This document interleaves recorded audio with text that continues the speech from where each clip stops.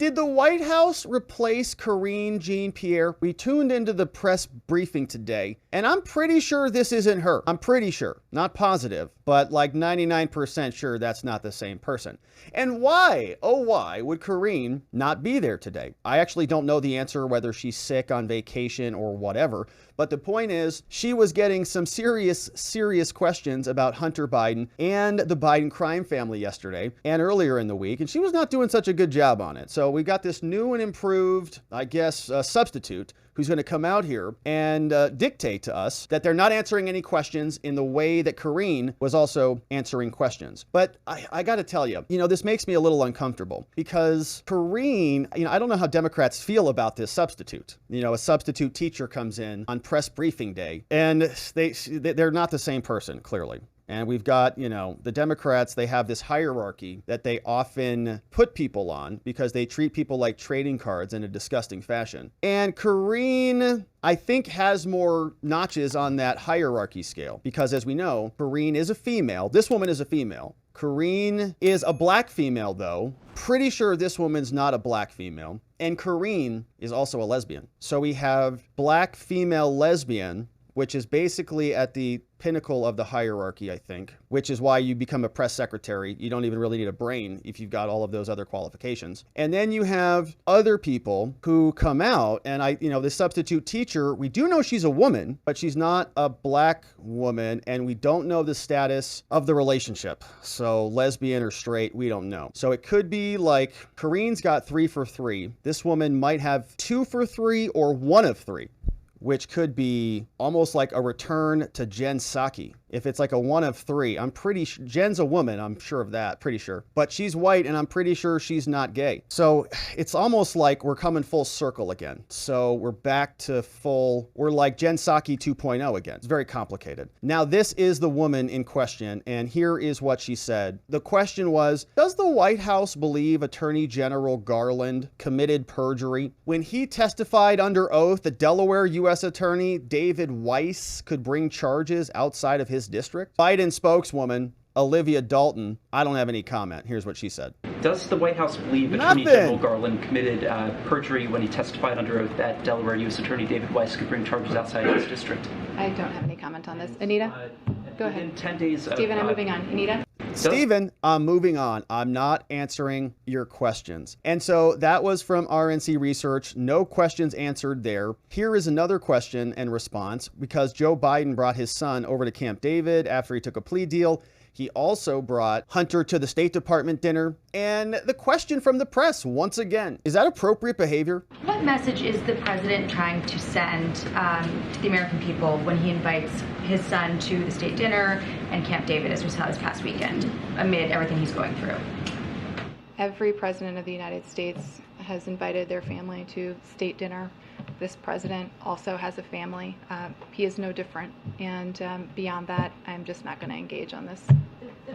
Okay, so she sounds almost identical to Karine, which is why this is so confusing. I can't keep track of them all. So it goes from Jen Psaki to Karine Jean-Pierre, and then from Karine Jean-Pierre back to Jen Psaki 2.0. Almost like we circled back to Jen Psaki. Isn't it amazing how these things work? Amazing. So now it's not just Jen Psaki and the media covering for the Biden crime family, although she is at the forefront of it. Here she was on with MSNBC explaining their take. Yeah, I'm just curious because if you look at right-wing websites or watch certain TV channels, you will hear all about Hunter at the state dinner. I mean, you will hear Jim Jordan going on and on and on about conspiracy theories.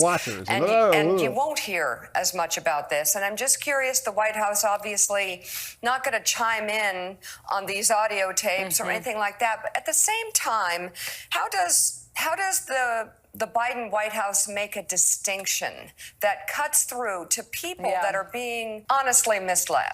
Yeah. Such a good question, Mika. I don't spend too much time on right-wing websites, but I completely concur with what you're saying about. You should. Jen, come and watch our show. You'll learn something. What's Mika, you out too. There come and join the us. challenge the White House has right now. I mean, for them, if you're sitting in the White House right now, you're putting your head down around all of these investigations. They're not going to comment, or that is their strategy, on the specifics of any of Trump's legal woes.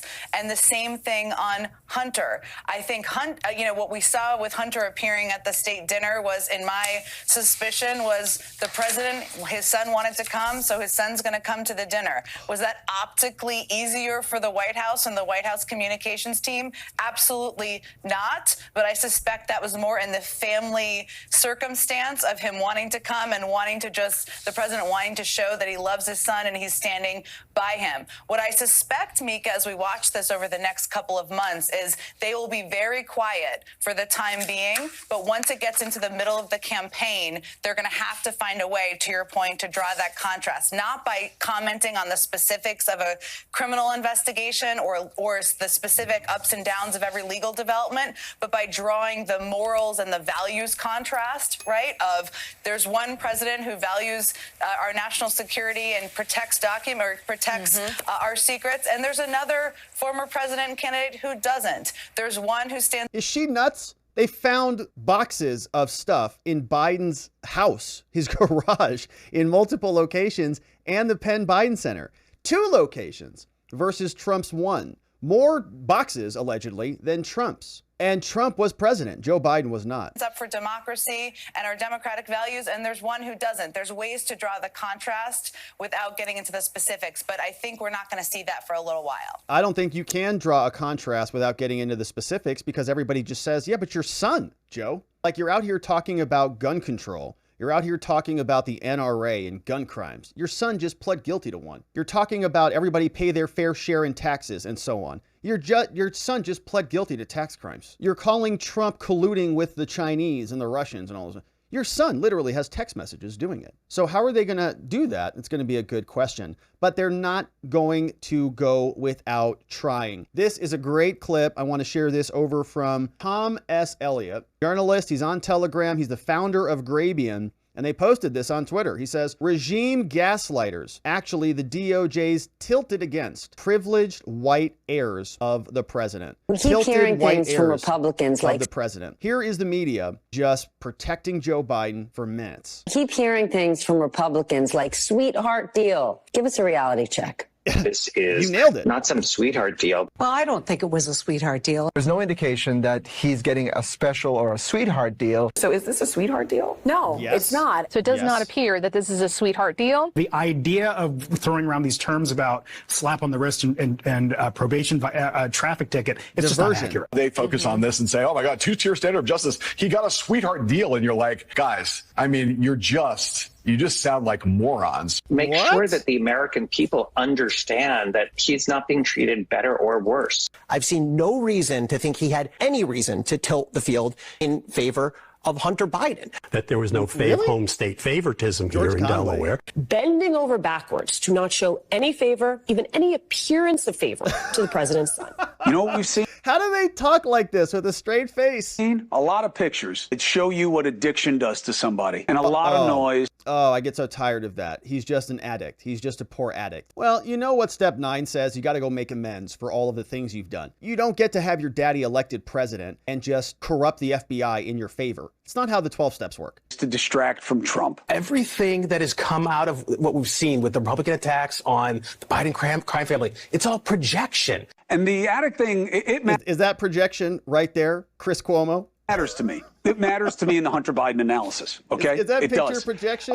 This guy is not acting just as some wily, crafty guy who's trying to get away with things. America can identify with kids who are addicted, who make bad mistakes. Hunter Biden made some very poor decisions in recent years, but he has not been charged criminally. There's been nothing has been found to be illegal with those poor decisions. They can't name one crime that was committed. He committed no. There's a whole book of them from our friend Garrett Ziegler at MarcoPoloUSA.org. No crime with the gun? If this wasn't Hunter Biden, it is likely he wouldn't have been prosecuted at all. Feds wouldn't have brought this charge against somebody whose last name was not Biden. If his last name was not Biden, I don't even think he would have been charged. Oh my gosh. Yeah, if his last name was Trump or he showed up there and blinked wrong at a January 6th event or something like that, they would be locked in solitary. So I'll leave you to go watch the rest of that over at Tom Elliott, the supercut about the regime gaslighters, right? These are all people who were just propagandists, who were out there just spreading propaganda, just repeating talking points, not even really thinking for themselves. And reality knows better. So the cover-up continues, the White House doing something with Karine. Hopefully she's back tomorrow and we can listen to her